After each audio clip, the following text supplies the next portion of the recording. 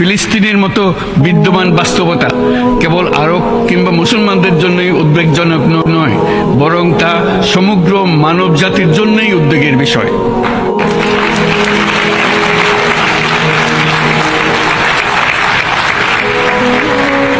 একজন মানুষ হিসেবে প্রত্যেক ফিলিস্তিনির জীবন অমূল্য।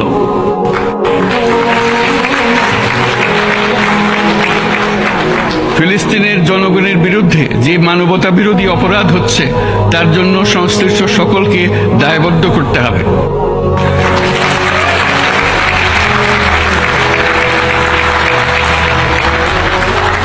ফিলিস্তিনের জনগণের উপর চলমান নৃশংসতা, বিশেষত নারী এবং শিশুদের সাথে প্রতিনিয়ত যে নিষ্ঠুরতা বিশ্ব দেখাচ্ছে, তা থেকে নিস্তারের জন্য বাংলাদেশ অনতিবিলম্বে সম্পূর্ণ যুদ্ধবিরতির আহ্বান জানাচ্ছে।